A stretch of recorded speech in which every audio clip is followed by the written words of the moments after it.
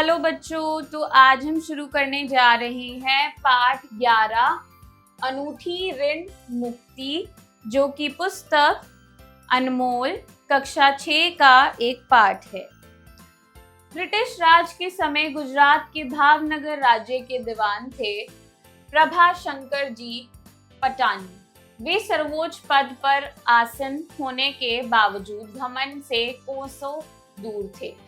सेवा और परोपकार उनके जीवन का मूल मंत्र था। वे जरूरतमंदों की सहायता के लिए हमेशा तैयार रहते और खुले दिल से आर्थिक मदद भी करते थे। एक दिन दीवान जी कोठी के लॉन में बैठकर पत्र पत्रिकाएं पढ़ रहे थे। तभी एक व्यक्ति ने चौकीदार से पूछा, भाई क्या दीवान साहब अभी कोठी में हैं? चौकीदार ने विनम्रता से उत्तर दिया, हाँ वे अंदर ही हैं, आपको उनसे क्या काम है? तो यहाँ पर हमें बताया जाता है कि ब्रिटिश राज में भावनगर में एक दीवान थे प्रभाशंकर जी पटियानी, और वे सर्वोच्च पद पर होने के बावजूद भी बिल्कुल घमंडी नहीं थे। सेवा और परोपकार उनके जीवन का मूल मंत्र था, लक्ष्य था, और जरूरतमंदों की सहायता करते थे, खुले दिल के थे और आर्थिक मदद भी कर दिया करते थे। एक दिन क्या हुआ, दीवान जी कोठी के लॉन में बैठकर पत्र पढ़ रहे थे। तभी एक व्यक्ति चौकीदार से पूछता है, भाई क्या दीवान साहब कोठी में हैं? चौकीदार विनम्रता से बोलता है, हाँ वे अंदर ही है, आपको कुछ काम था क्या? आगे देखते हैं बच्चों क्या हुआ। मेरा नाम धीरेन्द्र शाह है, कृपया उन्हें सूचित कर दीजिए, मुझे उनसे तुरंत मिलना है, युवक ने आदर पूर्वक कहा। चौकीदार ने तुरंत दीवान जी के निजी सचिव को सूचना दी, जिन्होंने यह बात दीवान जी तक पहुंचाई। दीवान जी ने कहा, मुझे इस नाम का कोई परिचय याद नहीं आ रहा, लेकिन यदि कोई सज्जन दरवाजे तक आए हैं तो उन्हें अंदर बुला लीजिए। मेहमान को वापस लौटाना हमारी संस्कृति के खिलाफ है। सचिव ने चौकीदार से आगंतुक को अंदर लाने को कहा। कुछ ही देर में एक युवक हाथ में सुंदर फूलों का गुलदस्ता लिए दीवान जी के सामने उपस्थित हुआ। आते ही उसने चरण स्पर्श किया और फिर गुलदस्ता भेंट किया। दीवान जी ने उसे सोफे पर बैठने का इशारा किया और दोनों चाय के साथ बातचीत करने लगे। चर्चा के दौरान दीवान जी ने पूछा, शाह साहब आप शायद किसी विशेष उद्देश्य से यहाँ पधारे हैं?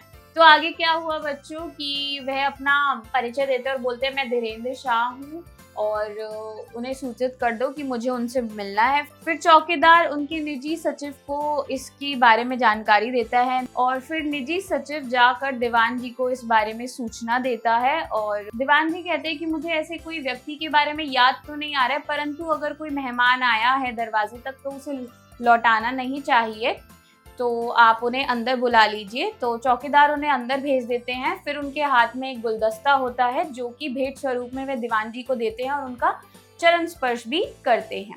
ठीक है बच्चों, आगे बढ़ते हैं अब हम। धीरेन्द्र शाह ने अपनी जेब से एक चेक निकालते हुए कहा, हाँ मैं खास मकसद से ही आया हूँ, यह एक छोटी सी राशि का चेक आपके चरणों में अर्पित करने आया हूँ। यह सुनकर दीवान जी चौंक उठे। वे बोले, शाह साहब यह आप क्या कर रहे हैं? मैं तो आपको ठीक से जानता भी नहीं, फिर यह रकम किस उपलक्ष्य में? धीरेन्द्र शाह ने मुस्कुराते हुए उत्तर दिया, मैं आपके गांव की एक गरीब विधवा का पुत्र हूँ। जब मुझे शिक्षा की आवश्यकता थी तब आपने समय समय पर मेरी सहायता की थी। आपकी मदद से ही मैं आज न्यायाधीश मजिस्ट्रेट बन सका हूँ। तो आगे बताते हैं धीरेन्द्र शाह कि हाँ मैं एक खास मकसद से ही आया हूँ। फिर वह एक चेक निकालते हैं और दीवान जी को देने लगते हैं। दीवान जी कहते हैं कि मैं तो आपको अच्छे से जानता भी नहीं हूँ और आप ये मुझे रकम दे रही हैं, किस बात की है? फिर धीरेन्द्र शाह बताते हैं कि मैं एक गाँव में रहने वाली एक विधवा का पुत्र हूँ। जब मुझे सबसे ज़्यादा शिक्षा की ज़रूरत थी, धन की आवश्यकता थी, तो आपने हमारी मदद की थी और आपकी वजह से ही मैं न्यायाधीश मजिस्ट्रेट बन पाया हूँ। ठीक है बच्चों, आगे बढ़ते हैं अब हम। मेरी माँ ने मुझे सिखाया था कि जब कभी भी सक्षम बनो उस ऋण को अवश्य चुका देना। अब मैं उस कर्ज को उतारने की स्थिति में हूँ, कृपया इसे स्वीकार करके मुझे ऋण से मुक्त करें।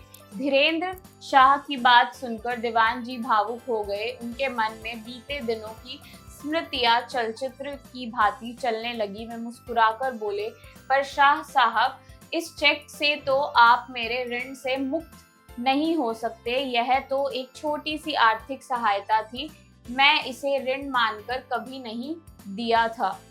शाह साहब ने विनम्रता पूर्वक कहा, कृपा का ऋण तो मैं चुका नहीं सकता, लेकिन यह आर्थिक सहायता लौटाकर अपनी माँ की इच्छा पूरी करना चाहता हूँ। दीवान जी ने मुस्कुराते हुए कहा, ठीक है, लेकिन इस चेक को वापस अपनी जेब में रख लीजिए। बदले में मुझसे एक और चेक ले जाइए।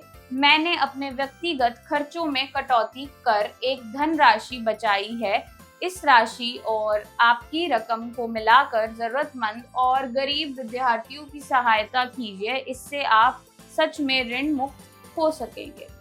तो आगे क्या हुआ बच्चों? वह अपने माँ की इच्छा बताते हैं कि उनकी माँ ने यह सिखाया था कि जब भी वह इस काबिल बन जाए कि वह जो भी उनका ऋण है, जो आर्थिक सहायता थी, उसको चुका सके, तो वो चुकाएं। और फिर वह देने लगते हैं दीवान जी को, परंतु दीवान जी उस चीज़ को लेने से इनकार कर देते हैं और दीवान जी कहते हैं कि आप ये ऋण तो नहीं चुका सकते, परंतु आप मेरी एक सहायता कर सकते हैं कि ये जो आप चेक लाए हैं, आप ये अपने पास रख लीजिए और एक और चेक मेरे पास भी है, मैं देता हूँ, जिसमें कुछ ऐसी धनराशि है जो मैंने अपने रोजमर्रा के खर्चों को कम करके बचाई है। इसका प्रयोग करके, इन दोनों धनराशि का प्रयोग करके आप गरीब और जरूरतमंद बच्चों या शिष्यों की मदद कर सकते हैं। इससे आप ऋण मुक्त हो जाएंगे। ठीक है बच्चों, आगे बढ़ते हैं अब हम। धीरेन्द्र शाह ने दीवान जी की बात मानते हुए चेक वापस रख लिया और दीवान जी से एक बड़ी राशि का चेक प्राप्त किया। इस अनूठी ऋण मुक्ति के माध्यम से दोनों ने ना जाने कितने जरूरतमंद छात्रों की शिक्षा का मार्ग प्रशस्त किया। इस प्रकार एक सच्चे ऋण की अद्भुत और प्रेरणादायक मुक्ति की कहानी ने इतिहास में अमिट छाप छोड़ी। तो उसके बाद धीरेन्द्र शाह ने अपना चेक रख लिया वापस और इसी प्रकार से जो ज़रूरतमंद बच्चे थे, गरीब बच्चे थे, उनकी दोनों ने मिलकर बहुत ज़्यादा सहायता की। ठीक है बच्चों, शब्दार्थ मीनिंग्स इनको पढ़ते हैं। आसीन, सीटेड, परोपकार, फिलैंथ्रोपी, आगंतुक, विजिटर, सज्जन, जेंटलमैन, उपलक्ष्य, ओकेजन, भावुक, इमोशनल, स्मृतियां, मेमोरीज, ऋण, ऑब्लिगेशन, प्रशस्त, फैसिलिटेट। अभ्यास, एक्सरसाइज, कहानी से फ्रॉम द स्टोरी। निम्नलिखित प्रश्नों के उत्तर दीजिए। Answer the following questions. ठीक है बच्चों, करते हैं प्रश्नों के उत्तर। पहला, धीरेन्द्र शाह को दीवान जी से मिलने की क्या आवश्यकता थी? तो बच्चों उत्तर होगा, धीरेन्द्र शाह को दीवान जी से मिलने की आवश्यकता इसलिए थी क्योंकि वह अपनी माँ की इच्छा को पूरा करना चाहते थे, जो दीवान जी ने उनकी आर्थिक सहायता की थी उनकी शिक्षा की प्राप्ति के लिए, वह उसे लौटाना चाहते थे। ठीक है बच्चों। प्रश्न 2, धीरेन्द्र शाह ने दीवान जी को चेक क्यों दिया और इसकी वजह क्या थी? उत्तर होगा, धीरेन्द्र शाह ने दीवान जी को चेक इसलिए दिया क्योंकि वह जो दीवान जी ने उनकी आर्थिक सहायता की थी शिक्षा प्राप्ति करने के लिए, उसको वह लौटाना चाहते थे और इसकी वजह यह थी कि उनकी माँ की इच्छा थी कि वह ऐसा करे। ठीक है बच्चों। प्रश्न 3, दीवान जी ने धीरेन्द्र शाह द्वारा दिया गया चेक क्यों अस्वीकार कर दिया? तो बच्चों उत्तर होगा, दीवान जी ने धीरेन्द्र शाह द्वारा दिया गया चेक अस्वीकार इसलिए कर दिया था क्योंकि वह चाहते थे कि इस चेक के द्वारा और भी जो जरूरतमंद और गरीब बच्चे हैं उनको मदद मिले। प्रश्न 4, दीवान जी ने धीरेन्द्र शाह को किस प्रकार से ऋण मुक्त होने का सुझाव दिया? उत्तर होगा, दीवान जी ने धीरेन्द्र शाह को इस प्रकार से ऋण मुक्त होने का उपाय दिया कि जो वे चेक लाए हैं उसका प्रयोग करें और कुछ चेक और धनराशि दीवान जी ने भी उन्हें दी कि जो भी जरूरतमंद बच्चे हैं, गरीब बच्चे हैं, उनकी शिक्षा प्राप्ति में वे मदद करें। इससे वे ऋण मुक्त हो जाएंगे। ठीक है बच्चों। प्रश्न 5, कहानी के अंत में दोनों ने मिलकर किस प्रकार जरूरतमंद छात्रों की सहायता की? तो बच्चों उत्तर होगा, कहानी के अंत में दोनों ने मिलकर अपनी अपनी धनराशि का प्रयोग करके जरूरतमंद बच्चों की मदद की। ठीक है बच्चों, इन सभी प्रश्नों के उत्तर आप स्वयं लिखेंगे, मैंने आपको बोलकर समझा दिए हैं। अब हम अगले प्रश्न पर चलते हैं बच्चों। ख, खाली जगह भरिए, फिल इन द ब्लैंक्स। पहला, दीवान जी जरूरतमंदों की सहायता के लिए हमेशा डैश रहते थे। उत्तर होगा तैयार।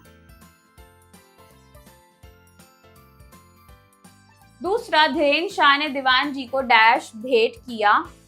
उत्तर होगा गुलदस्ता।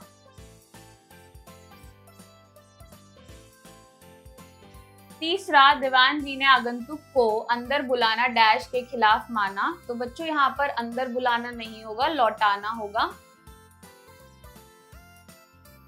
उत्तर होगा संस्कृति।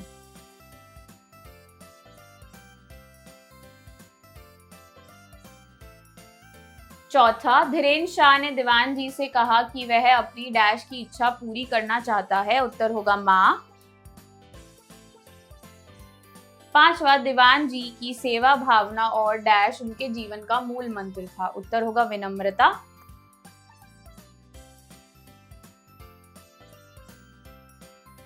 अगला प्रश्न करते हैं बच्चों। ग, सही उत्तर पर सही का चिन्ह लगाइए। टिक राइट द करेक्ट आंसर। पहला, दीवान प्रभाशंकर जी पटियानी का स्वभाव कैसा था? पहला, घमंडी। दूसरा, विनम्र। तीसरा, कठोर। चौथा, लालची। उत्तर होगा विनम्र। दूसरा, धीरेन्द्र शाह ने दीवान जी को क्या भेंट किया? पहला, पुस्तक। दूसरा, गुलदस्ता। तीसरा, मिठाई। चौथा, पत्र। उत्तर होगा गुलदस्ता। तीसरा, धीरेन्द्र शाह ने किस पद को प्राप्त किया? पहला, डॉक्टर। दूसरा, वकील। तीसरा, न्यायाधीश। चौथा, शिक्षक। उत्तर होगा न्यायाधीश। भाषा ज्ञान अंडरस्टैंडिंग ग्रामर। अड़, निम्नलिखित शब्दों का अर्थ अंग्रेजी में लिखिए। Right the meaning of the following words in English. ठीक है बच्चों, लिखते हैं। पहला, घमंड, प्राइड। दूसरा, लोन। तीसरा, निजी, पर्सनल। चौथा, भेंट, प्रेजेंट। पांचवा, प्रेरणा, इंस्पिरेशन।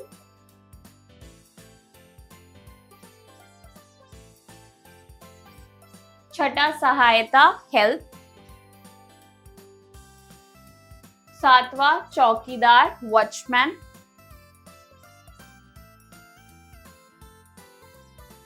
आठवां, संपर्क, कॉन्टैक्ट। नौवां, आश्चर्य, वंडर।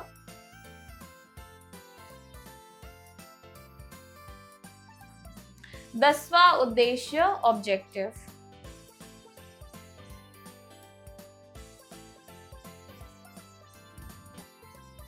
घ, उल्टे अर्थ वाले शब्द लिखिए। Right the opposite words of the following. पहला, विनम्रता, घमंड। दूसरा, गरीब, अमीर। तीसरा, सक्षम, असक्षम।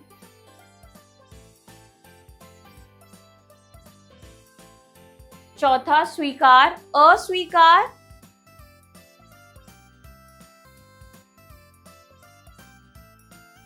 पांचवा, खुशी, दुखी। छठा, स्मृता, विस्मृता।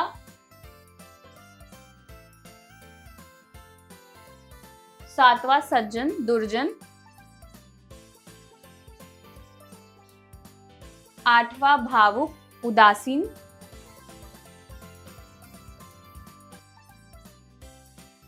नौवां, दया, निर्दय।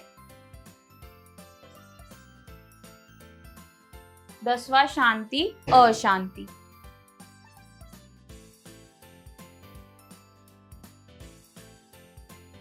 रचनात्मक गतिविधियां, क्रिएटिव एक्टिविटीज। 6, कल्पना कीजिए कि आप धीरेन्द्र शाह की जगह हैं।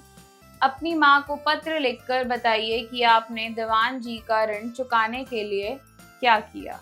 Imagine you are Dhirendra Shah. Write a letter to your mother explaining how you repaid the debt of Diwan ji. तो आपको अपने आप के लिए कल्पना करनी है कि आप धीरेन्द्र शाह की जगह है, तो आपको अपनी माँ को पत्र लिखना है कि आपने ऋण चुकाने के लिए क्या किया। ठीक है बच्चों, आगे बढ़ते हैं, यह प्रश्न आप स्वयं करेंगे। आओ खेले खेल, लेट्स प्ले द गेम। जो समूह में एक एक करके कहानी से संबंधित कथन बोलिए और अन्य लोग यह अनुमान लगाएं कि वह कथन सत्य है या मिथ्या। Take turns stating facts related to the story and others guess whether the statement is true or false.